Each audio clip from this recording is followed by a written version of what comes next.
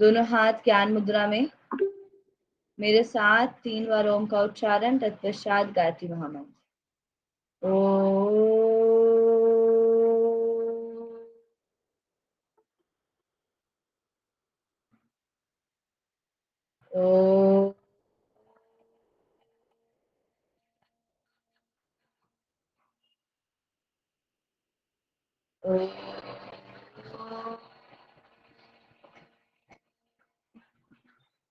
ॐ भूर्भुवः स्वः तस्य वितुर्वरेण्यं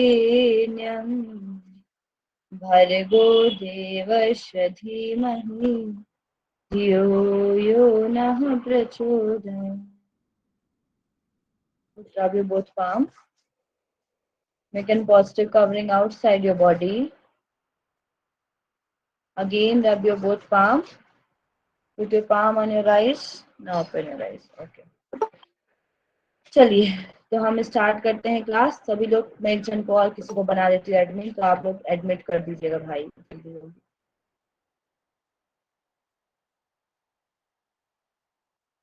एडमिट क्यों नहीं हो रहे हैं बच्चे? हाँ हो गया, ठीक है। चलिए, तो हम क्लास स्टार्ट करते हैं अब। सभी लोग एकदम ध्यान दीजिएगा अच्छे से। उसके पहले कल मैंने आपको कौन सा सिस्टम पढ़ाया था, जल्दी से बता दीजिए। एक minute. Respiratory system. Respiratory system पढ़ाया था, very good. Respiratory tract message करिए जल्दी से सभी लोग। मैम ये मीनू कौन है? इसका कैमरा चालू है, आप ही है क्या? नहीं, मीनू श्रीवास्तव जी, मैं कैमरा ऑफ कर लीजिए, ठीक है। जल्दी से रेस्पिरेटरी ट्रैक को मैसेज करिए आप सभी।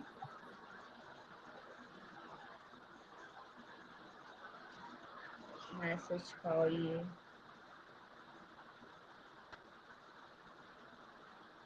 इसके बाद क्या आता है?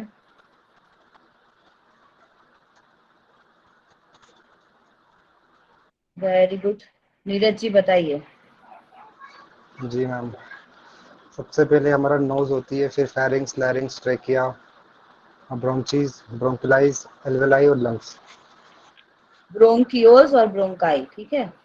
एल्वेलाई और लंग्स, ठीक है। तो ये आपके 8 जो है रेस्पिरेटरी ट्रैक में आते हैं। अब आप लोग मुझे बताइए, पल्मोनरी रेस्पिरेशन क्या होता है और किसके किसके बीच में होता है? मैसेज करिए या फिर मुझे बताएंगी। कौन बताएगा पल्मोनरी? तुषार बालाजी बताइए। हार्ट टू लंग्स होता है ma'am.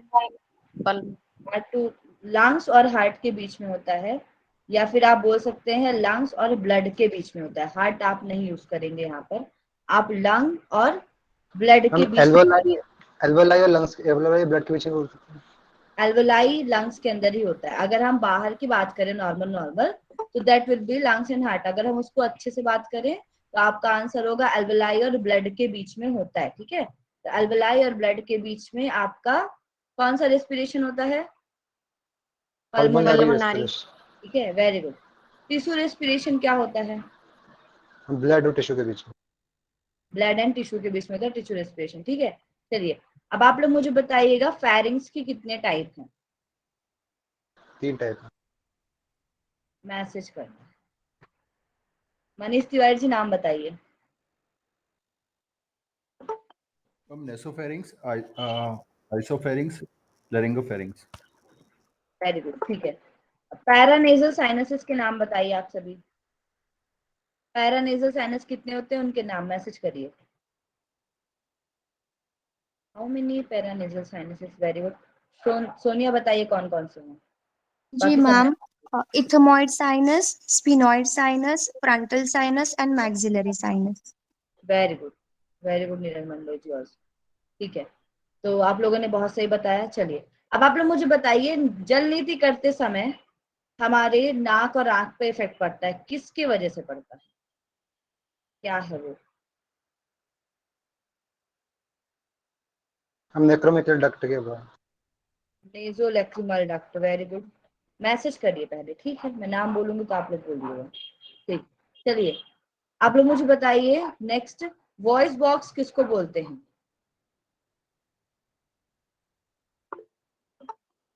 लैरिंग्स, very good, very good. Ritika ji बताइए वॉइस बॉक्स किसको बोलते हैं?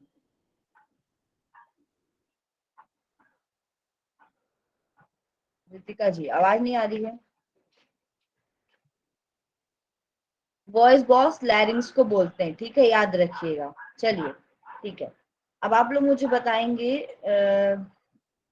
आयुषी सिंह जी आप मुझे बताइए, ब्रोंकाई जो होती है हमारी वो 2 पार्ट्स में डिवाइड होती है, ठीक है। इसके बाद वो ब्रोंका से बनती है। तो हमारे कितने कितने लोब पाए जाते हैं दोनों लंग्स को मिलाकर, कितने लोब्स हैं? और जो राइट लंग है उसमें 3 लोब पाए जाते हैं, superior lobe, middle lobe and inferior lobe. और जो लेफ्ट लंग है उसमें 2 lobe, upper and lower lobe. Very good, ठीक है। चलिए अब आप मुझे बताइए, आयुषी जी आप ही बताइए कि राइट लंग में कितने फिशर पाए जाते हैं? राइट लंग में 2 फिशर्स एंड लेफ्ट लंग में 1 फिशर। वेरी गुड, चलिए ठीक है। आप सभी लोग मुझे मैसेज करिए कि जो हमने पढ़ा था प्लूरल फ्लूड, ठीक है, या फिर प्लूरा, अगर उसमें स्वेलिंग आती है तो उस रोग को हम क्या बोलते हैं?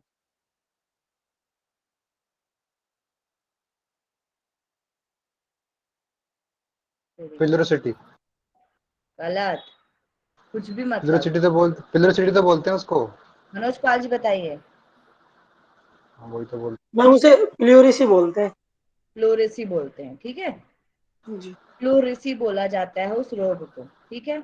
चलिए वही तो बोला मैम। फ्लोरोसिटी बोले हैं आप।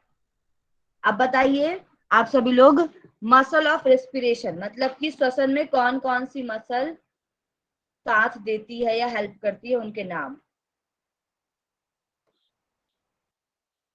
यूरेटाइटिस कहाँ से बताइए। मसल रेस्पिरेशन में कौन कौन सी मसल हेल्प करती है?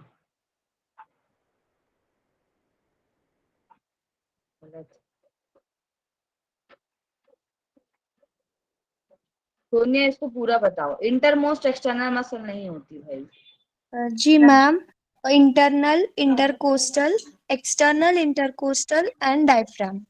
वेरी, ठीक है, ये 3 मसल जो होती हैं हमारे रेस्पिरेशन में मदद करती है। अब हम पढ़ेंगे आज नेक्स्ट आपका कि क्या क्या गैसेस कैसे कैसे एक्सचेंज हो जाती है और आपका लंग वॉल्यूम क्या है। स्क्रीन प्रेजेंट करूंगी, बताइएगा। मैम एक क्वेश्चन था मैम। पूछिए। जैसे कि हम जो हमारा इसोफेगस होता है उसमें वो फूड पाइप होता है हमारा। तो ऐसा बताते हैं कि जैसे कि हम जब नेति वगैरह करते हैं, डंडे वगैरह करते हैं। हाँ हाँ हाँ, तो आगे। तो तो मैम उस समय मतलब हम फुट पाइप में करते हैं तो बट वो उस पे जो हमारा जो जो हमारा विंड पाइप होता है उस पे इफेक्ट क्या पड़ता है उसका, बवन का, हमारे दंड का? देखिए आपको मैंने क्या बताया था, खाना हम सोचते हैं कि कफ के जो कण हैं एक्चुअल में कहाँ पाए जाते हैं, विंड पाइप में पाए जाते हैं, लेकिन एक्चुअल में जब भी हम कोई चीज खाते हैं तो वो फूड पाइप में जाती है, और फूड पाइप के जस्ट आगे हमारी विंड पाइप होती है। तो हम अगर फूड पाइप पे कुछ काम कर रहे हैं तो उसका इफेक्ट फूड पाइप पे ही पड़ेगा, विंड पाइप पे पड़ता है थोड़ा बहुत। अगर आप बगल, आपके घर में बगल में कोई काम चल रहा है, कंस्ट्रक्शन का काम चल रहा है, तो वो लोग लेके तोड़ा फोड़ करते हैं, तो आपके घर में आवाज आती है कि नहीं आती है? जी मैम। आती है ना। वैसे ही आप विंड पाइप के पीछे तोड़ फोड़ कर रहे हैं तो आपको विंड पाइप में कुछ ना कुछ इफेक्ट तो पड़ेगा ही। और मेनली क्या होता है, जब हम खाना खाते हैं तो कफ, जब हम पानी पी लेते हैं या हिचकी आती है तब हमारे भोजन के कण जब विंड पाइप में आते हैं तब कफ जमता है, ठीक है, और जनरली ये माना जाता है। लेकिन मेनली आपका जो कफ है या पित्त है ये सब कुछ आपके डाइजेस्टिव ट्रैक में पाया जाता है, ठीक है। कफ का रीजन आपका ऊपर का रीजन है, ठीक है, नेजल साइड का रीजन है, और नीचे का रीजन है आपका एसिड का। हाँ बताइए तुषार बालाजी, बोलिए, हेलो, बोलिए भाई, नहीं बोलना। चलिए ठीक है, मैं आगे बढ़ती हूँ, आप सभी लोग बताइएगा आवाज आ रही है नहीं आ रही है। चलिए स्क्रीन प्रेजेंट हो रही है, नहीं स्क्रीन प्रेजेंट हो रही है क्या? जी मैम। ठीक है, अब हम आगे पढ़ने जा रहे हैं, हमने यहाँ तक पढ़ लिया। अब मैं आपको गैसेस के बारे में बताऊंगी, गैसेस एक्सचेंज कैसे होता है, ठीक है।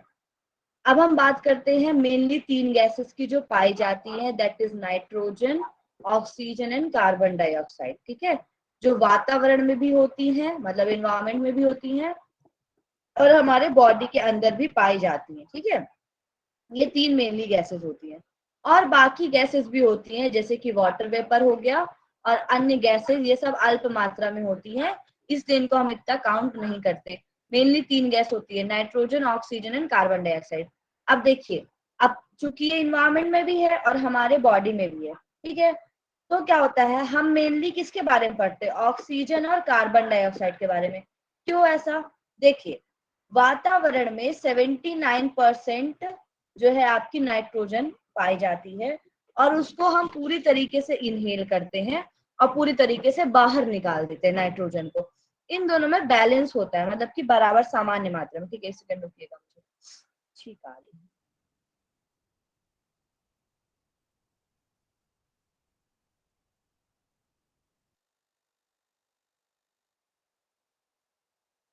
ठीक है, तो 2 गैसेस हमने पढ़ी। अब नाइट्रोजन क्या होती है, बराबर बराबर मात्रा में होती है, तो जितना हम इनहेल करते हैं उतना ही एक्सहेल होके हमारी बॉडी से निकल जाती है। लेकिन मैंने आपको कल एक चीज बताई थी कि जो चीज जहां से ज्यादा होती है वहां से वो कम की ओर जाती है ना, इतना बताया था मैंने। इसको हम क्या बोलते हैं, डिफ्यूजन बोलते हैं।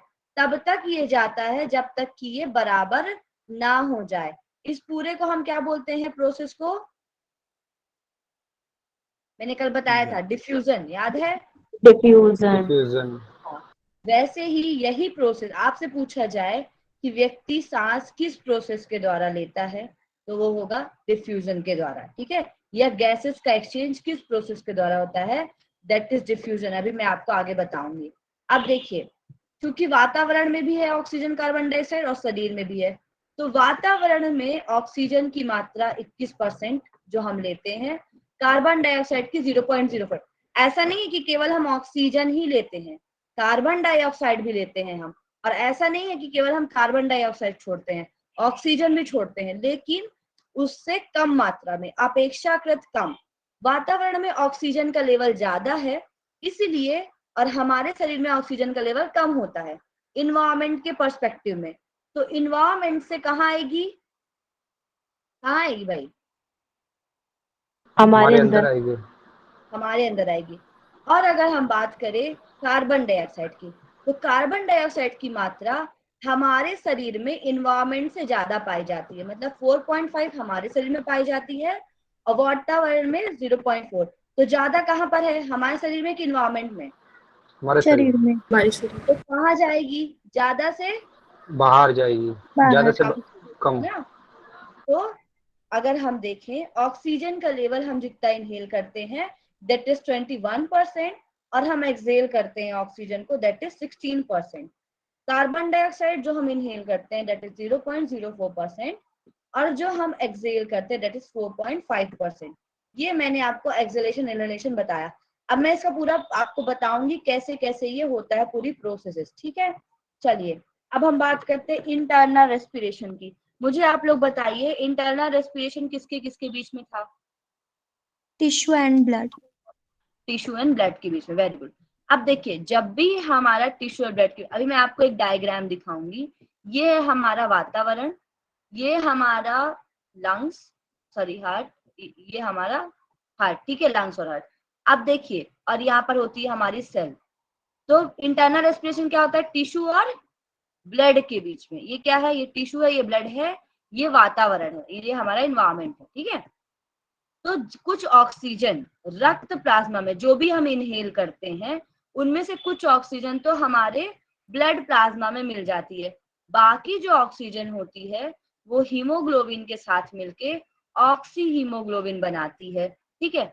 और इसी के दौरान हमारा इंटरनल रेस्पिरेशन होता है जो कि ब्लड और ऊतकों के बीच में होता है, जिसको हम इंटरनल रेस्पिरेशन बोलते हैं। इसी का ही दूसरा नाम क्या है, क्या है टिश्यू इंटरनल रेस्पिरेशन का, क्या है टिश्यू भाई, रेस्पिरेशन। टिश्यू रेस्पिरेशन, ठीक है। चलिए, तो इंटरनल रेस्पिरेशन आपको समझ में आया। अब हम बात करते हैं कि कितना पर व्यक्ति का रेस्पिरेटरी रेट होता है, जिसको हम श्वसन दर या श्वास दर बोलते हैं, ठीक है। तो एक व्यक्ति 1 मिनट में 16 से 20 बार ठीक है, सांस लेता है। और अगर हम बच्चे की बात करें तो बच्चा ज्यादा सांस लेता है, दैट इज 25 to 40। और बच्चे की हार्ट बीट भी ज्यादा होती है। बताइए कितनी होती है बच्चे की हार्ट बीट? 120। 120। 120 होती है, ठीक है। चलिए, और बड़ों की 76, 72। 72। 72 होती है, ठीक है। 72। अब हम बात करते हैं नेक्स्ट। स्त्रियों में अगर हम देखें तो ये श्वसन दर ज्यादा पाई जाती है, ठीक है।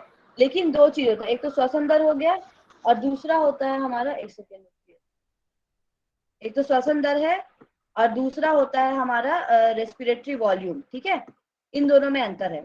वॉल्यूम मतलब कि कितना ज्यादा एक समय पर व्यक्ति निकाल सकता है और ले सकता है। श्वसन दर मतलब कितनी समय में सांस ले रहा है, ठीक है। तो श्वसन दर जो है स्त्रियों में पुरुषों की अपेक्षा ज्यादा होता है। जब हम भाग दौड़ करते हैं, आप जब दौड़ते हैं या आप एक्सरसाइज करते हैं तो आप जल्दी जल्दी सांस लेते हैं, ठीक है। तो ये श्वसन दर कहलाती है। जब हम रेस्ट करते हैं तो हमारी श्वसन दर जो कम होती है, एक सेकेंड रुकिए, शारीरिक श्रम के समय बढ़ती है और जब हम रेस्ट करते हैं तो कम होती है। क्यों शारीरिक श्रम के समय बढ़ती है? क्योंकि इस समय पे ऊतकों और कोषों से अधिक मात्रा में ऊर्जा ली जाती है और इससे अधिक मात्रा में ऑक्सीजन की जरूरत पड़ती है। इसीलिए ज्यादा जब हम एक्सरसाइज या कुछ कर लेते हैं तो ऑक्सीजन की कमी ना हो जाए, इसीलिए सही तरीके से ब्रीदिंग करनी चाहिए। पूछिए नीरज जी, क्या पूछ रहे हैं? स्त्री में अधिक क्यों होती है?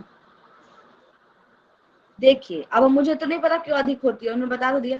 रेस्पिरेटरी रेट और रेस्पिरेटरी वॉल्यूम दोनों में अलग अलग होता है। अब आप में से पूछेंगे मैम स्त्रियों में ब्रेन ज्यादा क्यों होता है साइज में, तो मैं कैसे बताऊं, ठीक है। तो ये तो मुझे नहीं पता कि क्यों होता है। वॉल्यूम मतलब कि जो मेल में होता है, ये एक वजह से और होता है, that is because of structure. Lung का हर चीज अगर हम देखें, अगर आप पढ़ोगे तो जैसे ब्रेन का है, ठीक है। ब्रेन फीमेल का साइज ब्रेन का बड़ा होता है, मेल का हार्ट का साइज बड़ा होता है। वैसे ही लंग का साइज मेल का बड़ा होता है, लेकिन धड़कने की क्षमता स्त्रियों में ज्यादा होती है। समझ में आया? वैसे ही अगर मैं बात करूं किसकी क्या कहते हैं, हिप रीजन की, तो स्त्रियों में मतलब फीमेल में ये वाइड होता है क्योंकि प्रेगनेंसी के लिए उनको काम आता है। मेल में पेल्विक रीजन वाइड नहीं होता, ठीक है। तो इस तरीके से आप समझ सकते हैं, ठीक। चलिए, अब आते हैं नेक्स्ट। जब हम रेस्ट करते हैं तो श्वसन दर सामान्य होती है। अब हम बात करने जा रहे हैं वायु धारिता, जिसको हम वैल्यू एयर कैपेसिटी बोलते हैं व्यक्ति की, ठीक है। कितना ज्यादा व्यक्ति की वायु धारिता होती है। तो मेल में वायु धारिता जो मैंने आपको बताया वॉल्यूम, वो ज्यादा होता है फीमेल से। मेल जो होता है वो 600 मिलीलीटर उसकी वायु धारिता होती है। इतना वो ले सकता है, छोड़ सकता है, और सब मिला के टीडी एलवी आईआरवी सब मिला के मैं भी आपको बताऊंगी, ठीक है। फीमेल में ये 42 ml 200 ml होता है। अब इसमें दो चीज और बताई गई है आपकी, ठीक है, इसी से रिलेटेड, फेफड़े से रिलेटेड, कि हिचकी क्या होती है और खराटे क्या होते हैं। जब हमारा डायाफ्राम अचानक से सिकुड़ता है तो वायु इतनी शीघ्रता से अंदर जाती है, ठीक है, क्योंकि जब रिलैक्स होगा तो क्या होगा, डायाफ्राम रिलैक्स होता है इनहेलेशन के समय, होता है। जी मैम। जी मैम। और कॉन्टैक्ट कब होता है? एक्सेल के समय। एक्सेल करते टाइम। एक्सेल के समय, ठीक है।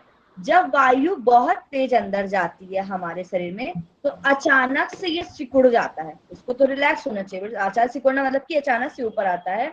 इस वजह से एपीग्लोटिस झटके से बंद हो जाता है हमारा। एपीग्लोटिस कहाँ पर पाया जाता है? ग्लोटिस के ऊपर। ये झटके से बंद होता है, जिसकी वजह से हमको हिचकी की आवाज या ध्वनि सुनाई देती है, ठीक है। जब हम शीघ्रता से कभी सांस ले लिए तो ऐसा होता है। एक होता है स्नोरिंग, निद्रा के दौरान जब गले की पेशियां रिलैक्स हो जाती हैं। जब हम सोते हैं तो जो हमारे गले के पास मसल पाई जाती हैं वो रिलैक्स हो जाती हैं। और सॉफ्ट पैलेट, जिसको हम कोमल तालु कहते हैं, के टिश्यू, ठीक है, आंशिक रूप से ऊपर वायु मार्ग को अवरुद्ध कर देते हैं तो खर्राटे उत्पन्न होते हैं। किसका माइक ऑन है? मैम बाहर कर दिए, वो आप पढ़ाइए। हाँ ठीक है, चलिए धन्यवाद। ठीक है, तो ये खर्राटे लेना मतलब कि जब हमारा सॉफ्ट पैलेस में किसी तरीके से वायु अवरुद्ध होती है तब हम उसको बोलते हैं खर्राटे लेना। अब मैं आपको पढ़ाने जा रही हूँ रेस्पिरेटरी यूनिट, ये पढ़ा चुकी हूँ। रेस्पिरेटरी यूनिट किसको बोलते हैं, जल्दी बताइए। बॉडी की यूनिट किसको बोला जाता है? एल्वेलाई को बोलते हैं, एल्वेलाई को बोलते हैं। एल्वेलाई को बोलते हैं, ठीक है। तो जनरली ब्रोंकियोल्स को भी इसमें कभी कभी जोड़ लिया जाता है, लेकिन मेनली एल्वेलाई होता है, ठीक है। एल्वेलाई को रेस्पिरेटरी यूनिट बोलते हैं। ये एक्सचेंज करती है गैस हमारे O2 और CO2 को। किसी को ही बोला जाता है terminal portion of respiratory tract. Respiratory का टर्मिनल पोर्शन, क्योंकि ये सबसे लास्ट का अंतिम सिरा है, इसलिए इसको टर्मिनल पोर्शन बोला जाता है। और इसके जस्ट ऊपर जो ब्रोंकियोल होती है उसको हम टर्मिनल ब्रोंकियोल कहते हैं, ठीक है। अब देखिए इसमें एक मेम्ब्रेन पाई जाती है, रेस्पिरेटरी मेम्ब्रेन। अब मैं आपको बताती हूँ, देखिए ये आपका एल्वेलाई कहाँ पर होता है, कहाँ था भाई? लंग्स में। लंग्स में होता है। यहाँ पर इसके बगल बगल में कैपिलरीज पाई जाती है। मैंने आपको कल दिखाया था इसका डायग्राम, इस तरीके से ब्लू जी मैम। कैपिलरीज थी, ठीक है। और इसके जी। बगल में कैसी कैपिलरीज थी, रेड कलर की, जो एक क्या करती है, एक कैसी थी जो इम्प्योर ब्लड लेके आती है, दूसरी कैसी थी, जो प्योर प्योर ब्लड लेके ब्लड। प्योर ब्लड लेके, ठीक है। इस तरीके से ये रेड होती है और ब्लू होती है, ठीक है। अब इसमें से क्या होता है, ये हमारी जो एल्वेलाई होती है इसके बीच में और कैपिलरीज के बीच में एक मेम्ब्रेन पाई जाती है, ठीक है। ये मेम्ब्रेन को हम रेस्पिरेटरी मेम्ब्रेन कहते हैं। इसी के द्वारा ही गैसें का एक्सचेंज होता है एल्वेलाई और ब्लड में। समझ में आया कितना?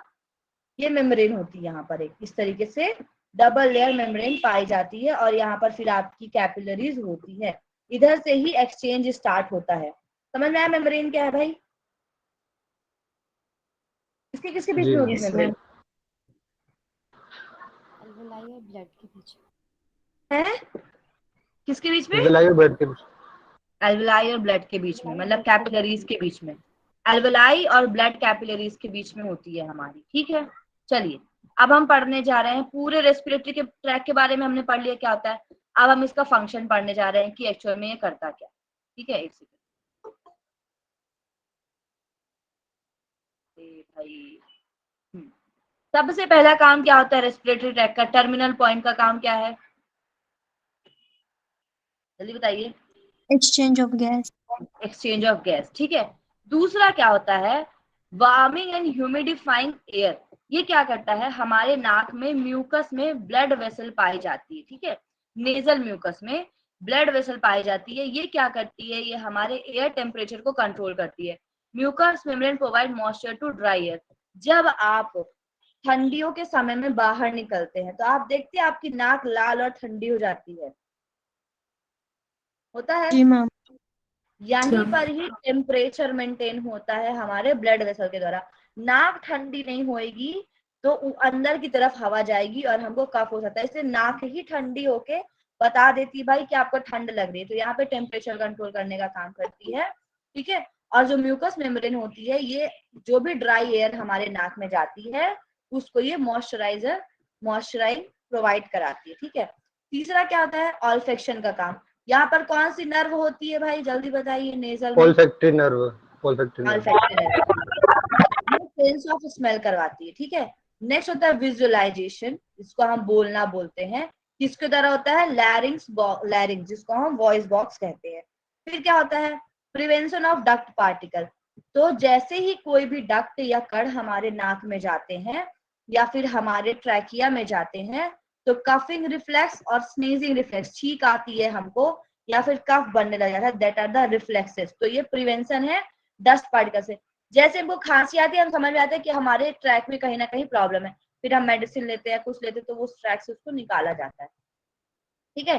Forcefully breathe out remove the dust particle from the respiratory. जैसे ही हम फोर्सफुली ब्रीथ करते हैं, या आप सुबह सुबह जाओ, आप एकदम नाक से एकदम हवा निकालते हो, डस्ट निकल जाए, कफ निकल जाए, जी भी करते हो, कुछ करते हो, तो इससे क्या होता है, जितने भी डस्ट पार्टिकल रहते हैं सब बाहर आते हैं। नेक्स्ट होता है डिफेंस मैकेनिज्म। बाहर से कोई भी कण या बैक्टीरिया हमारे नाक में ना आ जाए तो तुरंत स्नीजिंग हो जाती है, दैट इज डिफेंस मैकेनिज्म। फिर मेंटेनेंस करता है वाटर बैलेंस का, प्लूरा, जो कि हमारा लंग्स में पाया जाता है, फ्लूइड, ठीक है। फिर रेगुलेशन ऑफ बॉडी टेम्परेचर, मैंने आपको बता दिया। Regulation of acid base balance, अब ये कैसे होता है, CO2 के वजह से हमारा पीएच मेंटेन होता है। CO2 ज्यादा होएगा तो अल्कलाइन क्या होएगा, ज्यादा। कम होगा। एल्कलाइन करने के लिए पीएच मेंटेन करके CO2 को बाहर निकाला जाता है, ठीक है। फिर होता है सॉलिंग, मतलब कि निगलने का काम भी करता है, ठीक है। तो लैरिंग्स और फेरिंग्स दोनों निगलने या फिर रिफ्लेक्सेशन का। आप जब वमन करते हैं, कुछ करते हैं, उसके बाद आपको थोड़ा आगे के हिस्से में गड़ा गड़ापन लगता है और निगलने का भी ये काम करता है, ठीक है। चलिए अब हम आते हैं सेक के बारे में थोड़ा सा पढ़ लेते हैं। मैंने आपको पढ़ाया था लंग्स के चारों तरफ एक फ्लूइड पाया जाता है, उसको क्या बोलते हैं? Pleural fluid. प्लूरल फ्लूइड, ठीक है। अब ये प्लूरल फ्लूइड जिसमें रहता है उसको हम प्लूरल सेक बोलते हैं। तो हमारा जो लंग होता है वो इनक्लोज होता है हमारे प्लूरल से, जिसको हम प्लूरल फ्लूइड कहते हैं। ये दो तरीके का होता है, एक होता है आपका विसरल, दूसरा होता है पार्शियल, ठीक है। इसको या फिर पैराइटल बोल सकते हैं। विसरल मतलब जो कि अंदरूनी हिस्से से जुड़ा होगा। अब देखिए ये आपको जो ब्लू कलर का दिख रहा है लिक्विड, लंग के बाहर दिख रहा है, नहीं दिख रहा है? दिख रहा है दिख मैम। रहा देखिए इसमें दो है, दो प्लूरा। ये जो मैं अभी रेड लाइन कर रही हूँ दैट इज विसरल प्लूरा। क्यों? क्योंकि ये इंटरनल ऑर्गन लंग से जुड़ रहा है। मैं बाहर वाली लाइनिंग अगर करूं तो बाहर वाली लाइनिंग को हम बोलेंगे पैराइटल या फिर पार्शियल प्लूरा। ये क्या करता है, ये यहाँ पर रिब्स से जाके जुड़ता है, तो इसको हम पार्शियल या पैराइटल बोलते हैं। विसरल मतलब जो लंग से अटैच है या लंग के अंदर जाकर लंग के लोब्स को डिवाइड करती है। यही प्लूरा अंदर भी जाता है, इधर से इसको डिवाइड करने का काम करता है। ये डिवाइड और ये आपकी कार्डियक नोच है, ठीक है, डिवाइड करने का काम करता है। दूसरा पार्शियल प्लूरा जो कि लंग से दूर होता है लेकिन चेस्ट वॉल्व के साथ अटैच होता है, ठीक है। राइट लंग में मैंने आपको कितने फिशर बताए थे, जल्दी बताइए? दो दो फिशर। दो फिशर। और लोब कितने थे? 3 लोग थे। 3 लोग थे। तो जैसे ही ये प्लूरा अंदर जाता है ये हमारे लोब्स को डिवाइड करने का काम करता है। तो राइट लंग में 3 लोब्स होते हैं। First is superior lobe, second is middle lobe and third is inferior lobe. इसको दो फिशर डिवाइड कर रहे हैं। पहले वाले फिशर को बोलते हैं हम हॉरिजॉन्टल फिशर। हॉरिजॉन्टल क्यों बोलते हैं? क्योंकि ये क्षैतिज रूप से डिवाइड कर रहा है। तो पहले वाले फिशर को हम बोलते हैं हॉरिजॉन्टल फिशर। दिख रहा है ये? Yes ma'am. और दूसरे वाले फिशर को हम बोलते हैं ऑब्लिक फिशर। ऑब्लिक मतलब कट, इस तरीके से, मतलब कि कर्व शेप में। तो राइट लंग में दो फिशर पाए जाते हैं, हॉरिजॉन्टल और ऑब्लिक। लेफ्ट लंग में कितने फिशर है? एक फिशर में। एक फिशर। ये 2 पार्ट्स में डिवाइड करता है। पहला सुपीरियर जिसको अपर लोब बोलते हैं, दूसरा इंफीरियर जिसको लोअर लोब बोलते हैं। इसमें जो फिशर पाया जाता है उसको हम ऑब्लिक फिशर कहते हैं। इसमें हॉरिजॉन्टली डिवाइड नहीं है, इसलिए इसमें हॉरिजॉन्टल फिशर नहीं बोला जाता, इसको हम ऑब्लिक फिशर बोलते हैं, ठीक है। समझ में आया? अब यहाँ पर एक कार्डियक नोच होती है जहां पर हमारा हृदय स्थित होता है। इतना समझ में आया भाई? जी मैम। अब हमारा प्लूरा काम क्या करता है? प्लूरा फ्रिक्शन से बचाने का काम करता है। मतलब कि किसी भी तरीके से अगर कुछ चीज लगती या फिर हमारे रिब्स जो होते हैं बाहर की तरफ, ठीक है, वो हमारे लंग को इफेक्ट ना कर पाए, इसीलिए फ्लूइड होता है जो फ्रिक्शन से बचाने का काम करता है। ये लंग्स कोलैप्स ना कर पाए एक दूसरे से, उससे बचाने का करता है। हमेशा लंग्स चेस्ट वॉल के सामने बने रहे, इसीलिए तीसरा इंजरी से बचाने का काम करता है हमारा प्लूरल फ्लूइड, ठीक है। समझ में आया? जी मैम। अब हम इसी लंग या लोब के बारे में पढ़ रहे हैं। तो मैंने आपको लोब बताया था। लोब के अंदर कुछ खंड पाए जाते हैं जिन्हें हम सिगमेंट बोलते हैं, ठीक है। ये 3 लोब है हमारे, ठीक है। 3 लोब में 2 फिशर है, ये फर्स्ट लोब, ये सेकेंड लोब, ये थर्ड लोब, ठीक है। इन तीनों, ये तीनों और बाकी ये दोनों, टोटल कितने लोब हो गए? 5 लोग, ठीक है। अब इन 5 लोग में सिगमेंटेशन पाए जाते हैं। सिगमेंटेशन मतलब होता है कि अलग अलग सिगमेंट या खंड में डिवाइड होना, ठीक है, खंडों में बंटना। अब यहाँ पर जाकर ये लोब में सबसे पहले होते हैं हमारे 3 लोब। तीनों लोब में होते हैं हमारे 10 सिगमेंट, 10 सिगमेंट, 3 + 2 + 5, इस तरीके से 10 सिगमेंट हमारे पाए जाते हैं राइट लोब में, ठीक है।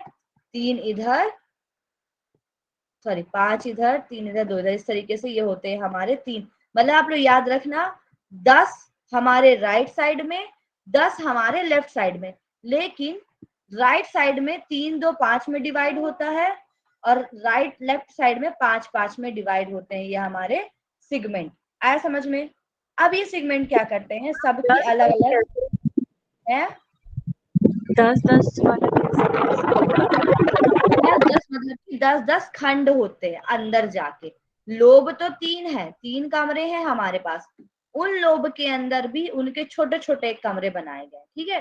तो क्योंकि हमारे राइट लोब में सॉरी राइट साइड में 3 लोब हैं, इसलिए इसको 3 पार्ट्स में डिवाइड किया, 10 को 3 पार्ट्स में डिवाइड किया, 3 2 और 5 में।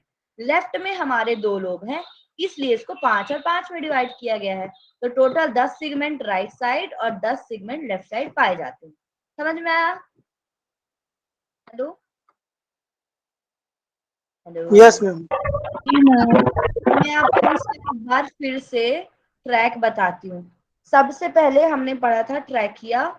ट्रैकिया के नीचे होती है हमारी प्राइमरी ब्रोंकाई। प्राइमरी ब्रोंकाई इसको बोलते हैं जब ये डिवाइड नहीं होती है। जैसे ही डिवाइड होती है लेफ्ट और राइट में अंदर जाके, पहले तो बाहर थी और डिवाइडेड नहीं थी, ठीक है, मतलब डिवाइडेड थी लेकिन बाहर थी अंदर नहीं थी, इसको हम बोलते थे प्राइमरी ब्रोंकाई। जैसे ही अंदर चली गई इसको हम बोलेंगे सेकेंडरी ब्रोंकाई। अब जब ये सेकेंडरी ब्रोंकाई 2 पार्ट्स में टूट गई तो इसको हम बोलेंगे टर्शरी ब्रोंकाई। और ये जब टर्शरी ब्रोंकाई अंदर जाके छोटे छोटे और ब्रोंकियोल्स में बट गई, ये अंदर और ब्रोंकियोल्स, तो इसको हम बोलेंगे टर्मिनल ब्रोंकियोल्स, ठीक है।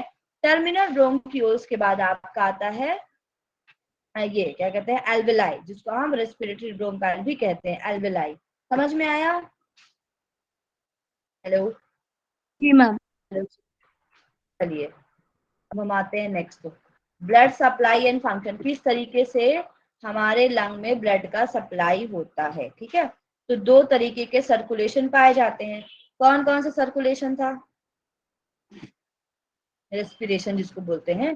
कितने प्रकार का रेस्पिरेशन था? प्रकार का था, एक्सटर्नल इंटरनल। External internal. उनका नाम क्या था? एक्सटर्नल को क्या बोलते हैं? Pulmonary respiration. पल्मोनरी। और इंटरनल को क्या बोलते हैं? Tissue respiration. टिश्यू, ठीक है। अब आप लोग मुझे बताइए, पल्मोनरी वाला है जो हमारा रेस्पिरेशन, वो हमारे कार्डियक के साथ काम करेगा या टिश्यू वाला? पहले काम तो दोनों करते हैं, लेकिन प्यूरिफाई होने के लिए पल्मोनरी रेस्पिरेशन काम करता है, ठीक है। इस तरीके से आपके रेस्पिरेशन को 2 पार्ट्स में डिवाइड किया गया। टिश्यू रेस्पिरेशन को हम बोलते हैं सिस्टमैटिक रेस्पिरेशन या फिर इंटरनल रेस्पिरेशन। ये दोनों दिख रहे हैं क्या, पल्मोनरी और सिस्टमैटिक? जी मैम। देखिए, पल्मोनरी मतलब जब हमारा ब्लड किधर से, कौन से चैम्बर से जाता है पल्मोनरी में? राइट से जाता है। Right right ventricle. वेंट्रिकल से जब जाता है हमारा, कहाँ? लंग्स में, लंग्स में। ठीक है, लंग्स के पास। आर्टरीज के थ्रू। इधर पर जब हमारा ब्लड जाता है और फिर ब्लड प्योरीफाई होता है हमारी एल्वेलाई में, एल्वेलाई में प्योरीफाई होकर पल्मोनरी वेन तक आता है और पल्मोनरी वेन से दूसरे चैम्बर में आता है, तब तक इसको हम बोलते हैं पल्मोनरी रेस्पिरेशन। क्या बोलते हैं? Pulmonary respiration. और जैसे ही ये प्योरीफाई होके शरीर में जाता है, शरीर मतलब कि टिश्यू में जाता है, तब इसको हम बोलते हैं सिस्टमैटिक। इस तरीके से ये इसका शुद्ध होना और यहाँ से इम्प्योर होना, ये इतना यहाँ तक का पूरा होगा आपका सिस्टमैटिक। और ऊपर का आपका कौन सा है? पल्मोनरी। पल्मोनरी। समझ में आया इतना? अब हम पढ़ेंगे पल्मोनरी सर्कुलेशन क्या है। हार्ट से आने वाला रक्त ब्रोंकायल सर्कुलेशन, खुद के यूज के लिए लंग्स के सेगमेंट को प्रॉपर ब्लड मिल सके, इसीलिए हम पल्मोनरी सर्कुलेशन करते हैं। मतलब कि पल्मोनरी सर्कुलेशन में हमारे हार्ट से जितना भी ब्लड आया है वो हमारे लंग्स को मिल सके, इसीलिए ये सर्कुलेशन कराया जाता है। समझ में आया? लंग्स के लिए ये मेन सर्कुलेशन होता है, प्लस यहाँ पर ब्लड का एक्सचेंज भी हो जाता है, ये शुद्ध हो जाता है। O2 का काम क्या करता है? O2 सेल के फंक्शन के लिए उपयोग कर ली जाती है जो जरूरी होती है, और CO2 जो कि वेस्ट प्रोडक्ट है उसको शरीर से बाहर निकाल दिया जाता है। That is a metabolic waste बोला जाता है इसको, हमारे CO2 को, ठीक है। अब देखिए, हमें अब ऊपर हमारा वाला समझ में नहीं आया एक बार। क्या समझ में नहीं आया? ये लाइन पल्मोनरी सर्कुलेशन वाली, हाँ ये पूरा वाला, हाँ ये देखिए पल्मोनरी सर्कुलेशन मतलब क्या होता है, जो सर्कुलेशन हमारे लंग्स और हार्ट के बीच में होगा। अब हार्ट से ब्लड आता है, ठीक है। सर्कुलेशन क्यों बोलते हैं इसको? सर्कुलेशन इसलिए बोला जाता है क्योंकि ये हार्ट से रिलेटेड कर दिया गया है। तो यहाँ पर जो भी चीज, जो भी हार्ट का ब्लड है हमारा, वो हमारे लंग्स के सभी सेगमेंट तक जा सके, क्योंकि लंग्स में 10-10 सेगमेंट है और सारे सेगमेंट में हमारी एल्वेलाई होती है। एल्वेलाई ही गैसेस का एक्सचेंज करती है, वहां तक पूरे तरीके से जाए, प्रॉपर ब्लड मिल सके, इसीलिए पल्मोनरी सर्कुलेशन कराया जाता है, ठीक है। एक सेकेंड रुकिए, अरे ये लोग, एक सेकेंड रुकिए, हाँ। अब आते हैं हम next, extra exchange of gases take place between alveoli, example blood across the respiratory membrane. मैंने भी आपको एक ब्रेन मेम्ब्रेन के बारे में बताया था, उसका नाम क्या था? हेलो, मिड स्ट्रीम, जी मैम। एक मेम्ब्रेन का नाम बताया था, मिड स्ट्रीम जो होती है दोनों फेफड़ों को अलग करती है। क्या अलग? Respiratory membrane. Respiratory respiratory membrane के बारे में मैंने बताया था। ये कहाँ पर पाई जाती है? ये हमारे एल्वेलाई और कैपिलरीज के बीच में पाई जाती है। अब यहाँ पर, यहाँ से यहाँ तक आपका मैंने जो बताया था आपको, ये क्या था? पल्मोनरी रेस्पिरेशन था ऊपर वाला। अब चूंकि लंग्स में क्या होता है, हमारे एल्वेलाई होती है, एल्वेलाई आगे चल के हमारे कैपिलरीज से मिलती है। यहाँ पर स्टार्ट होता है आपका एक्सटर्नल ब्रीदिंग, जब एल्वेलाई और ब्लड के बीच में रेस्पिरेशन या गैसेस का एक्सचेंज स्टार्ट होता है। अभी हम एल्वेलाई और ब्लड मतलब कि एल्वेलाई और हार्ट के बीच पढ़ रहे थे, अभी हम एल्वेलाई और टिश्यू के बीच में पढ़ेंगे, तब हम उसको हम एक्सटर्नल ब्रीदिंग कहते हैं। ये पूरे टिश्यू में अक्रॉस कैपिलरी होता है, ठीक है। ओके, एक सेकेंड रुकिए, अरे क्लास, नेक्स्ट आता है आपका, इसी को ही कहा गया। और ये पूरा जो रेस्पिरेशन होता है, ये डिफ्यूजन की प्रोसेस के द्वारा किया जाता है। तो दो रेस्पिरेशन होते हैं, दैट इज इंटरनल और एक्सटर्नल रेस्पिरेशन, जो कि हमारे कैपिलरीज के बीच में होते हैं, और एक होता है टिश्यू और एल्वेलाई के बीच में, ठीक है। समझ में आया इतना भाई?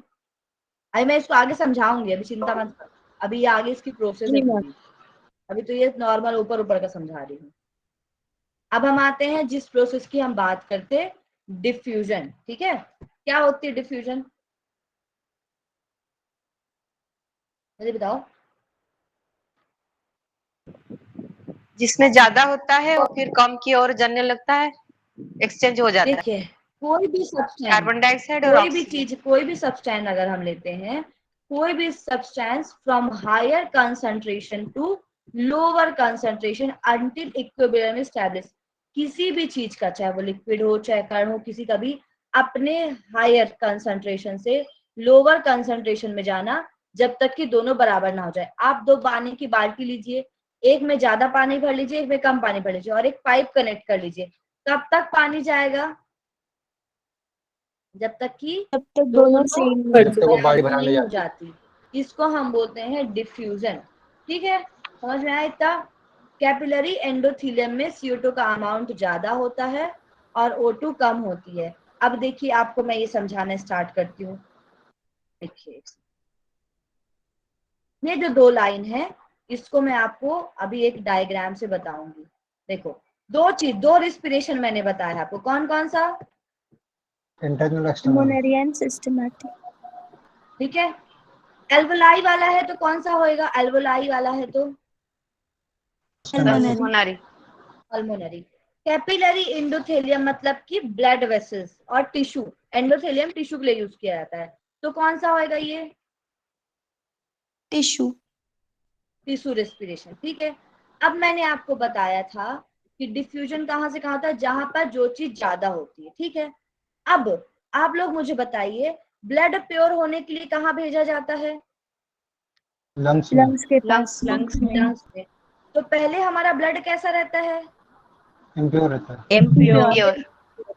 तो इम्प्योर है ब्लड, उसमें क्या चीज ज्यादा होएगा? Carbon CO2। डाइऑक्साइड। CO2। और ब्लड कहाँ से जाता है? टिश्यू से होके जाता है, ठीक है। तो टिश्यू में जो भी ब्लड होता है उसमें CO2 का अमाउंट ज्यादा होता है और O2 का अमाउंट कम होता है, ठीक है। CO2 या फिर जितनी भी कैपिलरी एंडोथेलियम होती है, तो अब क्या करेगा, इसमें CO2 का अमाउंट ज्यादा है ना, तो ये क्या करेगा, कहाँ भेजेगा, जहां CO2 का लंग्स अमाउंट कम होगा। तो ये क्या करता है, ये भेजता है हमारे लंग्स में। अब लंग्स में किसका अमाउंट ज्यादा है, ऑक्सीजन का। ऑक्सीजन का, और CO2 का अमाउंट कम है। अब यहाँ पर गैसेस का एक्सचेंज होता है, क्योंकि टिश्यू में ज्यादा है तो वो इसको दे देता है, और इसके पास ऑक्सीजन ज्यादा है तो ये ब्लड को दे देता है। फिर ब्लड जाता है और पूरे शरीर में प्योर होके प्रवाहित होता है। इतना समझ में आया ये 2 लाइन का मतलब। जी जी मैम। चलिए अब हम इसको, ये तो हो गया आपका। देखिए, जो भी गैसेस का एक्सचेंज होता है एक प्रेशर काम करता है इसके लिए, ठीक है। इस प्रेशर को हम बोलते हैं पार्शियल प्रेशर।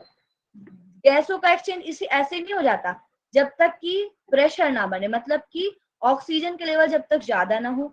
आप गैस में खाना चढ़ाते हो, चावल बनाते हो, तो प्रेशर बनता, सीटी बजती है ना, तभी तो चावल पकता है। वैसे ही गैसेस के एक्सचेंज होने के लिए एक पार्शियल प्रेशर की जरूरत पड़ती है, ये हम आगे पढ़ेंगे। इसको पीपी बोलते हैं, या फिर हम इसकी बात करें तो 2 गैसों में होता है। तो पहली गैस है PO2, दूसरी होती है PCO2। इसको बोलते हैं पार्शियल प्रेशर ऑफ ऑक्सीजन और partial pressure of carbon dioxide. समझ में आया? हेलो, जी मैम। याद रखो, गैस को एक्सचेंज करने के लिए एक प्रेशर की आवश्यकता होती है, जिसको हम पार्शियल प्रेशर कहते हैं, और उसको रिप्रेजेंट करते हैं PO2 और PCO2 से, ठीक है। अब मैंने आपको जो चीज ऊपर समझा दी थी वही चीज यहाँ पर लिखी हुई है कि एल्वेलाई में ऑक्सीजन का लेवल ज्यादा है, तो ये कहाँ जा रही है, ब्लड कैपिलरीज में, और ब्लड कैपिलरीज में CO2 का लेवल ज्यादा है, तो ये हमारी एल्वेलाई में चली जाती है, ठीक है। यहाँ पर गैसों का एक्सचेंज होना शुरू होता है। अब हम आते हैं नेक्स्ट। एक सेकेंड रुकिए। हाँ, अब हम बात करें नेक्स्ट। नेक्स्ट है आपका, जो मैंने आपको पूरा पढ़ाया था ना अभी तक, कैसे कैसे एक्सचेंज होता है, उसी का ये डायग्राम बना हुआ है। इसको मैं नीचे वाले डायग्राम से आपको बताती हूँ, समझ नहीं आएगा। अच्छा, बताइए आप लोग, कौन सा प्रेशर चाहिए होता है भाई गैसेस के एक्सचेंज करने के लिए? Partial pressure. Partial pressure. इसको हम बोलते हैं PP। The pressure exerted by individual gas in the mixture of gases. ऐसा प्रेशर जो गैसेस के मिक्सचर करने में काम आता है उसको हम पार्शियल प्रेशर कहते हैं, ठीक है। अब एल्वेलाई में O2 की हायर कंसंट्रेशन होती है और कैपिलरीज में O2 की कम कंसंट्रेशन होती है। O2 higher to lower concentration में मूव करती है जब तक कि इक्वल नहीं हो जाती। इसीलिए 3 जगह से होता है हमारा एक्सचेंज। पहला तो हम एनवायरमेंट से लेते हैं, दूसरा एल्वेलाई के बीच में। तो जब हम एनवायरमेंट से लेते हैं तो हमारे एल्वेलाई में आती है, जिसको हम बोलते हैं प्राणायाम के थ्रू। जब आप प्राणायाम में सामान्य सांस लेते हो तो आपको गैस कहाँ से मिलती है, कहाँ से एक्सचेंज हो रहा है गैस का? एनवायरमेंट। प्राणायाम करते हो तो वातावरण से आता है कि नहीं भाई? जी मैम। और वातावरण में किसकी मात्रा ज्यादा है, CO2 ऑक्सीजन की। की, CO2 की सॉरी, ऑक्सीजन की। है? ऑक्सीजन की ज्यादा मात्रा है। ऑक्सीजन के ज्यादा। ऑक्सीजन की। और CO2 की मात्रा कितनी थी? 0.04। वेरी गुड, 0.04 थी हमारी CO2 की मात्रा, ठीक है। तो इसीलिए क्या किया जाता है, जब भी सांस लेते हैं तो ऑक्सीजन ज्यादा हमारे शरीर में पहुंचता है, और हमारे शरीर में चूंकि CO2 ज्यादा है तो वो बाहर निकलती है। अब इस पूरी प्रोसेस को मैं आपको इस डायग्राम से बताऊंगी, आपको सब कुछ अच्छे से क्लियर हो जाएगा।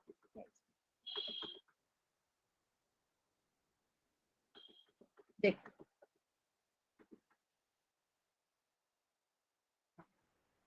ये है आपका इन्वायरमेंट, ठीक है। इन्वायरमेंट मतलब कि पर्यावरण। पर्यावरण से हम गैसेस लेते हैं, ठीक। अब पूरे पर्यावरण में कौन कौन सी गैस मैंने आपको बताई थी? Nitrogen, carbon dioxide, carbon dioxide and oxygen, other oxygen. Gases. Other gases, इन सारी गैसेस का टोटल अमाउंट होता है 760 mmHg, जिसमें से 597 समथिंग आपकी नाइट्रोजन होती है, 159 या 160 हम बोल सकते हैं आपकी ऑक्सीजन होती है, ठीक है, और समथिंग 0.25 कुछ आपकी जो है CO2 होती है, 0.25, और अदर गैसेस इसमें पाई जाती मैम हैं। बट अभी आपने बोला कि जो एनवायरमेंट है ऑक्सीजन ज्यादा पाई जाती है उसमें। तो वही तो मैं बोल रही हूँ, ऑक्सीजन अरे नाइट्रोजन के उस पे नहीं मैं बोल रही हूँ, ऑक्सीजन और कार्बन डाइऑक्साइड के पर्सपेक्टिव में ऑक्सीजन ज्यादा पाई जाती है। अभी आप लोग को मैंने ऊपर पढ़ाया था, नाइट्रोजन कितने परसेंट थी वहां पर? 79। 79। तो सबसे ज्यादा होगी ना भाई नाइट्रोजन, लेकिन जितनी नाइट्रोजन हम लेते हैं उतनी ही नाइट्रोजन एक्सेल कर देते हैं, इसलिए यहाँ से नाइट्रोजन का कट्टा पिट्टा हो जाता है, इससे कोई मतलब ही खत्म हो जाता है। यहाँ पर जितना लिए उतना वापस कर दिए भाई। अब आप किसी से उधारी ले रहे हो, उसको पूरा वापस कर दोगे तो कभी, अब आप किसी से लिए फिर उसको आधा दिए, फिर वो आपको आधा दिया, फिर आप तो आधा आधा देते जाएंगे तो बाद में चलते जाएंगे ना। लेकिन आपको किसी ने 2000 दिए, आप तुरंत उसको लाके 2000 दे दिए, अब कुछ कुछ बचा ही नहीं। तो यही है, सबसे ज्यादा तो नाइट्रोजन पाई जाती है। CO2 और O2 के पर्सपेक्टिव में CO2 कम पाई जाती है और O2 ज्यादा पाई जाती है, ध्यान दीजिए तो मैं क्लास में। वही तो बोल रहा था मैं, आपने शायद पहले गलत बोल दिया था। आप बोल रही थी कि मैंने पहले भी 597 सही बोला था। CO2 पाई जाती है, आपने ये बोला। मैंने कब बोला CO2 पाई जाती अभी बोला था मैं है? आपको। मैंने बोला है 160 आपकी O2 पाई जाती है, 0.25 CO2 पाई जाती है, बाकी अदर गैसेस पाई जाती है, 597 नाइट्रोजन पाई जाती है। ठीक है, आया समझ में? अब देखिए, क्योंकि हमारे एनवायरमेंट में O2 का लेवल ज्यादा है, इसीलिए जब हम सांस लेंगे तो कौन सा लेवल आएगा ज्यादा एल्वेलाई O2। में? ऑक्सीजन। O2, ऑक्सीजन ठीक का। है। ऑक्सीजन का लेवल ज्यादा आता है, और ऑक्सीजन कितनी है? 160। पूरी तो हम इनहेल नहीं कर पाएंगे, जब हम इनहेल करते हैं तो 100 mmHg आता है हमारे बॉडी में, ठीक है। अब मतलब इतना बचता है, इतनी काउंटिंग हमारे एल्वेलाई में, पूरे बॉडी नहीं, केवल एल्वेलाई में, ठीक है। अब एल्वेलाई के पास CO2 का रेंज ज्यादा होता है, ठीक है। तो ये क्या करती है, ये ये क्या करती है, CO2 को बाहर दे देती है। इतना समझ में आया इन्वायरमेंट और एल्वेलाई के बीच में पहले? जी मैम। ठीक है। अब देखिए, जब हमारा ब्लड क्या होता है, प्यूरिफाई होने के लिए एल्वेलाई में आता है इस तरीके से, तो ब्लड में CO2 की मात्रा क्या है? ब्लड कहाँ से आया ज्यादा है? टिश्यू से आया है, तो ब्लड में CO2 की मात्रा ज्यादा होती है। तो ये क्या करता है, इसको एल्वेलाई को दे देता है, और एल्वेलाई में चूंकि O2 की मात्रा ज्यादा है, तो एल्वेलाई किसको दे देती है? ब्लड O2 ब्लड कैपिलरीज को, ठीक है। तब ये हमारे प्योर होके कहाँ पर जाते हैं? नेक्स्ट हार्ट चैम्बर में जाते हैं। और इस समय पर चूंकि जो ब्लड ऊपर गया था उसको हम बोलते हैं वेनस ब्लड, ये इम्प्योर है। इसमें O2 का लेवल 40 है और CO2 का लेवल मोर देन 60 है, 46 है। तो CO2 ज्यादा है, मतलब कि ये इम्प्योर ब्लड है। ये ऊपर गया, प्योर हुआ, O2 लिया। जब इसने O2 लिया तो O2 का लेवल 100 mmHg हो गया और CO2 का लेवल 40 mmHg हो गया, ठीक है। अब यहाँ पर हमारा ब्लड प्योर होता है। अब जैसे ही ब्लड प्योर होता है तो अब कहाँ पर स्टार्ट होता है? अब होता है हमारे ब्लड और टिश्यू के बीच में रेस्पिरेशन यहाँ पर शुरू। तो ये ब्लड है, और ब्लड आगे जाके जब सेल और टिश्यू में जाता है तो इसको हम सिस्टमेटिक सर्कुलेशन बोलते हैं। अब यहाँ पर ब्लड में O2 का लेवल ज्यादा है और सेल में CO2 का लेवल ज्यादा है, तो O2 सेल द्वारा ले ली जाती है और CO2 फिर से ब्लड में भेज दी जाती है। तो इसी तरीके से ब्लड प्योर होता जाता है और फिर इम्प्योर ब्लड दोबारा जाता है। तो ये पूरी प्रोसेस चलती है। इस टाइम पे सेल में आपका 40 mm जो है ऑक्सीजन रहता है और CO2 का मात्रा ज्यादा रहती है, इसलिए बार बार ये प्योर होने के लिए ऊपर जाता है, फिर प्योर होके नीचे आता है। ठीक है, समझ में आया इतना? ये पूरी प्रोसेस कैसे कैसे हुई? हेलो, जी मैम। प्रोसेस समझ में आई ना आप लोग को? जी कैसे मैम। कैसे होता है रेस्पिरेशन 2। अब हम पढ़ने जा रहे हैं एक टेस्ट का नाम, जो हम अपने लंग की कैपेसिटी देखने के लिए करते हैं। That is pulmonary function test. ठीक है, इसी को ही हम लंग फंक्शन टेस्ट भी कहते हैं, इसका नाम है पीएफटी, पल्मोनरी फंक्शन टेस्ट। ठीक है, देखिए इसको नापने के लिए एक लंग वॉल्यूम होता है जिसको हम स्टैटिक लंग वॉल्यूम बोलते हैं, और उस टूल का नाम है स्पायरोमीटर।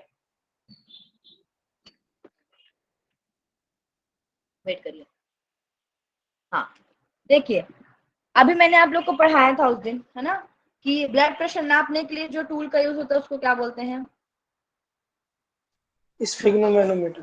स्फिग्नोमैनोमीटर। ठीक है, वैसे ही आपके पास एक टूल होता है जिसको स्पायरोमीटर बोलते हैं। ये टूल कैसा होता है? आपका एक बॉक्स टाइप होगा, उसमें पाइप लगी होगी, 3 बॉल्स होंगी, आपको उसमें फूकना पड़ता है। ठीक है, फूकोगे, अगर आपकी लंग कैपेसिटी अच्छी है तो तीनों बॉल एक साथ उठेंगी, अगर आपकी लंग कैपेसिटी अच्छी नहीं है तो एक बॉल ही उठेगी या 2 बॉल। तो वो आपकी लंग कैपेसिटी को बताता है कि आपका लंग कितने अच्छे से वर्क कर पा रहा है। ठीक है, इसमें इसको हम बोलते हैं, इस इंस्ट्रूमेंट को स्पायरोमीटर। ये हमारे लंग वॉल्यूम को नापता है। अब लंग वॉल्यूम क्या होता है ये पढ़ने जा रहे हैं, इसकी बात मैं बोली थी। लंग वॉल्यूम मेल में ज्यादा होता है, दैट इज 6000 क्या था ml 6000 ml था मेल में, और फीमेल में कितना था? 4200 4500 412। 42। ठीक है, ये आपका था लंग वॉल्यूम जो मेल में ज्यादा होता है। ठीक है, volume of air breathe by an individual, उसको जो भी वॉल्यूम एक इंडिविजुअल द्वारा सामान्य रूप से लिया जाता है उसको हम बोलते हैं लंग वॉल्यूम। जितनी मात्रा में कोई व्यक्ति श्वास अंदर या बाहर निकाल सकता है, अंदर लेना और बाहर निकालना, इसको हम क्या बोलते हैं? Lung volume. ये 4 तरीके का होता है आपका। ठीक है, पहला होता है टाइडल वॉल्यूम, दूसरा होता है, इसको मैं बताऊंगी क्या होते हैं ये। पहला होता है टाइडल वॉल्यूम, दूसरा होता है आपका इंस्पिरेटरी रिजर्व वॉल्यूम, तीसरा होता है एक्सपिरेटरी रिजर्व वॉल्यूम, चौथा होता है रेसिडुअल वॉल्यूम। अब ये होते क्या है हम इसको पढ़ लेते हैं जल्दी। सबसे पहले होता है आपका टाइडल वॉल्यूम।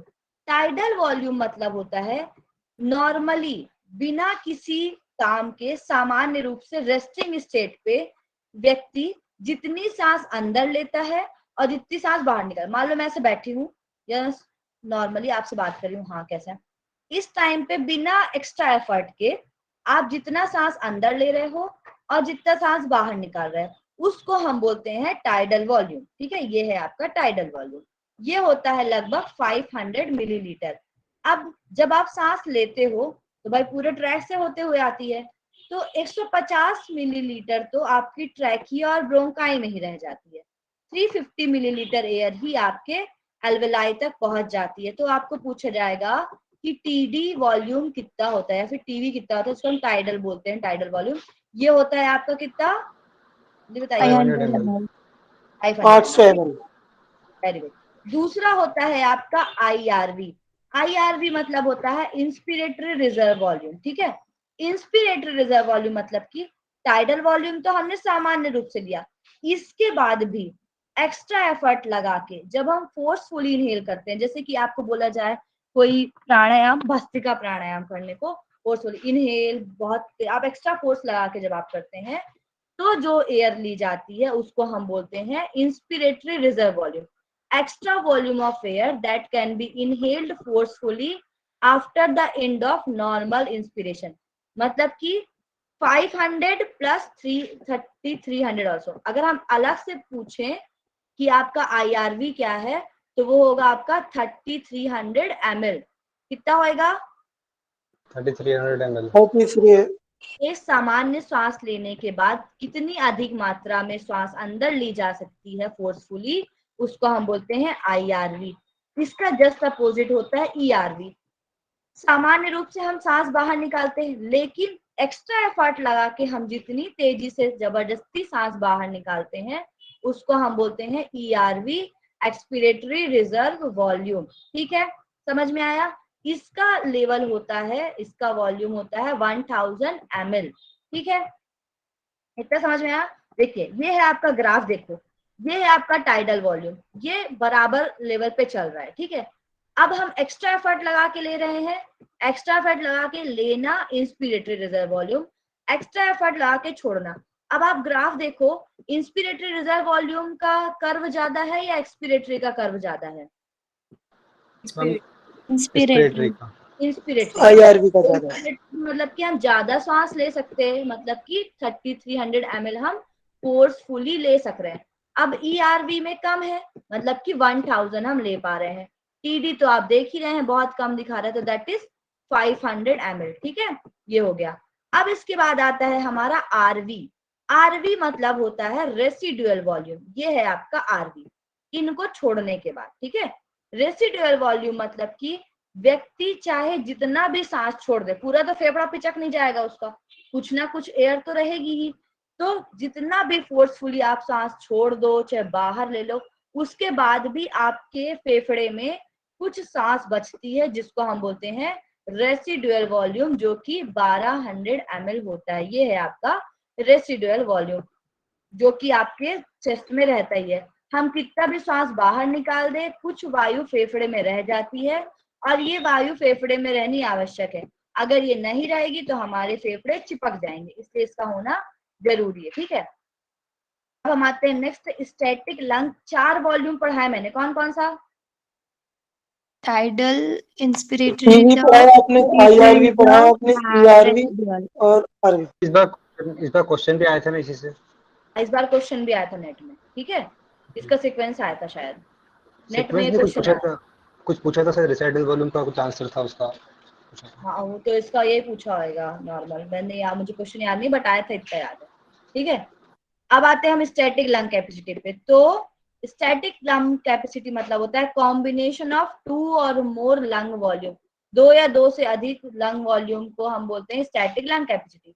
फेफड़ों की क्षमता की, फेफड़ों में कितना श्वास आ सकता है, कितना बाहर निकाला जा सकता है, और कितनी अंदर रहती है। मतलब कि जितनी ऑलरेडी अंदर है हमारे, इसको देखो मैं बताती हूँ, 1200 तो है हमारे अंदर। ठीक है, हेलो, जी मैम। जी मैम। प्लस 500 हम ले सकते हैं और छोड़ सकते हैं। किसको बोलते हैं हम? Static lung capacity, that is 1700। क्या होती है? Static lung capacity. ठीक है, मतलब कि 1200 रहती ही रहती है, प्लस 500 हम लेते, तो इसको हम स्टैटिक लंग कैपेसिटी कहते हैं, क्योंकि ये चेंज नहीं होने वाली। ठीक है, एक्स्ट्रा एफर्ट करके हम चेंज कर सकते हैं जब हम प्राणायाम करते हैं, इसीलिए प्राणायाम करने को बोला जाता है। जब हम प्राणायाम करेंगे तो सोचिए 3300 ml एक्स्ट्रा ले रहे हैं हम, 500 तो है ही, एक्स्ट्रा लेंगे तो एक्स्ट्रा जिंदगी जिएंगे, है ना।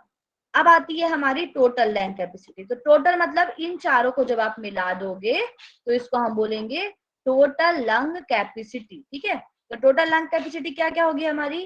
TV, IRV, ERV plus RV। TV कितनी होती है? 500। 500। IRV होती है 3300, ERV होती है 1000, एंड देन आपकी RV होती है 1200। इसीलिए बोला जाता है एवरेज आपका मेल में 6000 ml पाई जाती है। ठीक है, आया समझ जी में? मैम। अब हम आते हैं वाइटल कैपेसिटी के बारे में। वाइटल कैपेसिटी में बस आपका आरवी नहीं होएगा, क्योंकि ये ऑलरेडी है। वाइटल मतलब जो आपको और तेजस्वी बना दे, ठीक है, मतलब कि और अच्छा बना दे। तो ऑलरेडी वाली तो बनाएगी नहीं बेचा। अब आपके अंदर कोई गुण है, ठीक है, अब आप सुंदर दिखते हो, तो सुंदर आपका गुण है, वो सब जानते हैं, सुंदर दिखते कोई बात नहीं, लेकिन आप सुंदर के साथ आपका ब्रेन भी अच्छा काम करता है, वो आपकी वाइटिलिटी बढ़ा रहा है, तो ब्रेन एक्स्ट्रा काम कर रहा है, तो हम ब्रेन के मार्क्स जोड़ते हैं। तो हम यहाँ पर वाइटल कैपेसिटी में अपनी सुंदरता को हटा देते हैं, ठीक है, कि वो तो ऑलरेडी भाई, उसको क्या नंबर मिलेगा? हमारे ब्रेन का नंबर मिल रहा है। तो इसके अलावा मतलब कि हमारे 1200, जिसको हम बोलते हैं आरवी, आरवी को छोड़कर जितना बचता है वो हमारा वाइटल कैपेसिटी यहाँ पे कहलाता है। 1000 है ये। बता रही हूँ इसको, हाँ देख लीजिए, ये हमारा वाइटल कैपेसिटी। ठीक है, इन तीनों को मिलाकर कौन कौन सा, जल्दी बताइए। TV, ma'am IRV and ERV। हाँ, इनको मिलाकर तो ERV में maximum volume of air that can be expelled out forcefully after a deep inspiration, उसको हम बोलते हैं वाइटल कैपेसिटी। ठीक है, वाइटल कैपेसिटी IRV, टीवी और ERV होता है। ठीक है, तो यहाँ पर आपका क्या होगा? 3300 plus 500 plus 1000 is equal to 4800 ml। That is your vital capacity. ठीक है, समझ में आया? अधिक से अधिक जी। सांस अंदर लेने के बाद कितनी सांस अधिक से अधिक बाहर निकाला जा सकता है, ये वाइटल कैपेसिटी, ये मैंने आपको पहले बता दिया। अब आता है हमारा इंस्पिरेटरी। इंस्पिरेटरी मतलब कि क्या कर रहे हैं हम, सांस ले रहे हैं, अंदर ले रहे हैं। सांस ले रहे हैं, इंस्पिरेशन। तो ऑलरेडी हम सांस लेते हैं सामान्य रूप से, उसको क्या बोलते हैं हम, टाइडल। टाइडल। और एक्स्ट्रा जो हम ले रहे हैं ये होता है आईआरवी। तो टीवी और आईआरवी को मिलाकर हम बोलते हैं inspiratory capacity, maximum volume of air that can be inspired after normal expiration. मतलब कि नॉर्मल एक्सपिरेशन के बाद भी जितना हम एक्स्ट्रा लेते हैं उसको बोलते हैं। तो दैट इज 3800 ml। ठीक है, नेक्स्ट होती है आपकी functional residual capacity. Functional residual capacity मतलब कि आप एक्सहेल करने के बाद, ठीक है, सॉरी ये एक्सहेलेशन और आपकी आरवी, इन दोनों को मिलाकर functional residual volume of air remaining in the lungs after normal expiration, इसको बोलते हैं हम फंक्शनल। लेकिन इसके फंक्शन के लिए ये जरूरी ईआरवी, इसलिए हम इसको 2200 ml काउंट करते हैं दोनों को मिला के। लेकिन ये आपको नहीं पूछेगा, ये कंफ्यूज कर देगा, इसको आप मत पढ़ो। ठीक है, ये कंफ्यूजन वाला। फंक्शनल रेसिडुअल कैपेसिटी छोड़ दो, ये मैं आपको बताऊंगी। हाँ, टाइम हो गया है, मैं आज कंप्लीट करा के ही छोड़ूंगी आपको। ठीक है, आप लोग अपना डिस्कशन कर लीजिएगा क्विज का। हम क्विज तो पता नहीं आज किसका है। तो नहीं होगा, किसकी टर्न है, जल्दी बताइए भाई, बोलते भी नहीं है आप लोग। सूफिया जी की थी मैम आज। हाँ ठीक है, तो ऐसे बोलो ना, नहीं है लोग तो उनकी नहीं है टर्न, टाइम वेस्ट करने का क्या मतलब। नेक्स्ट आता है आपका वेंटिलेशन। ठीक है, अब हम वेंटिलेशन क्यों पढ़ रहे हैं, हमने किडनी में डायलिसिस पढ़ा था, वैसे ही हम सांस के लिए हमें वेंटिलेशन की बहुत आवश्यकता पड़ती है। ठीक है, इसलिए इसको हम यहाँ पर पढ़ रहे हैं कि वेंटिलेशन है क्या, वेंटिलेशन की फिजियोलॉजी क्या है। ठीक है, तो देखिए, the movement of air between the environment and the lungs विया इनहेलेशन एंड एक्सहेलेशन, इसको हम वेंटिलेशन कहते हैं। जनरली अगर आपकी खिड़की में बोलते हैं ना वेंटिलेशन नहीं आ रहा है, हवा नहीं आ रही है, जनरली हवा आना, तो सामान्य रूप से वातावरण से हम जितनी हवा लेते हैं, जितनी हवा छोड़ते हैं, उसको हम बोलते हैं वेंटिलेशन। क्या बोलते हैं, वेंटिलेशन। लेकिन अगर हमारे रेस्पिरेटरी ट्रैक में प्रॉब्लम हो जाती है तो हम मैकेनिकल वेंटिलेशन का यूज करते हैं, जो कि हमने कोरोना के टाइम पे बहुत किया है। ठीक है, कोरोना टाइम पे सबको अलग से ऑक्सीजन दिलाई गई थी, बड़े बड़े सिलेंडर लाए गए थे, वेंटिलेशन दिलाए गए थे। तो मैकेनिकल वेंटिलेशन में क्या होता है, in medicine using artificial method to assist breathing. ठीक है, वेंटिलेटर मशीन है, वेंटिलेशन प्रोसेस है, या फिर प्रोसेस है मतलब सांस अंदर और बाहर छोड़ने की, और वेंटिलेटर मशीन का नाम है। ठीक है, तो वेंटिलेटर एक मशीन होती है design to move breathable air into and out of the lungs. ये मशीन के द्वारा हमारे जो सांस है वो बाहर निकलती है, और मतलब CO2 बाहर निकलती है, O2 अंदर आती है, ये हमको बनाता है इस तरीके से। ठीक है, तो दो तरीके के होते हैं वेंटिलेशन, एक फेस नॉन इन्वेसिव होता है, एक इन्वेसिव होता है। मतलब कि एक फेस मास्क जो होता है इसमें ट्यूब नहीं होती है, ठीक है, नीचे ट्यूब नहीं लगाई जाती है। एक होता है मैकेनिकल वेंटिलेशन, ये है आपका मैकेनिकल वेंटिलेशन, दिख रहा है ना, ये वेंटिलेटर होते हैं। चलिए, ये है। अब मैं नेचुरल वेंटिलेशन की बात करूं तो ये मेरा घर है। ठीक है, मैं अपने घर में बैठी हुई हूँ यहाँ पर, और मेरे घर में बराबर हवा आ रही है और हवा जा रही है, मतलब मैं सांस ले पा रही हूँ सही तरीके से। किसी किसी घर में दरवाजा तक खिड़की नहीं रहती है तो वेंटिलेशन नहीं मिलता, आप एडजॉस्ट लगाते हो तो आपको क्या बोलते हैं कि वेंटिलेशन नहीं, हवा को बाहर निकालो। एडजॉस्ट इस काइंड ऑफ वेंटिलेटर का ही काम करता है, बाहर निकालने का काम करता है, क्योंकि खिड़की नहीं है, इसीलिए बोला था कि घर में खिड़की दरवाजे बनवाइए कि सही तरीके से आप वेंटिलेशन कर सके। तो एक खिड़की से आ रही हवा, दूसरी खिड़की से निकल रही है, ये जरूरी नहीं है कि दूसरी खिड़की हो, एक ही खिड़की से आ जा भी सकती है। ठीक है, ऐसे ही ये दरवाजा है, दरवाजा के आगे आपका ये वेंटिलेटर है। ठीक है, ये नेचुरल है, नेचुरल कंडीशन कि हम सामान्य रूप से सांस ले रहे हैं। लेकिन ऐसा कंडीशन आती है जब हम बिल्कुल बंद करके एसी में रहना चाहते हैं, हमें लगता है कि हम ठंडा जाएंगे बिल्कुल, तो उस टाइम पे सबसे ज्यादा दिक्कत रेस्पिरेटरी ट्रैक की ही होती है। हमें लगता है हम बहुत लग्जरी लाइफ जी रहे हैं, बट वो लग्जरी लाइफ आपकी शॉर्ट टाइम की ही होती है। ठीक है, it will not and for the last. तो इसीलिए ज्यादा से ज्यादा नेचर में रहने की कोशिश करिए, ज्यादा जीवन व्यतीत करना है तो। ठीक है, चलिए अब आपका यहाँ पर आज कंप्लीट होता है, और आप लोगों को जो समझ में नहीं आएगा यू विल आस्क टुमारो। ठीक है, यस मैम।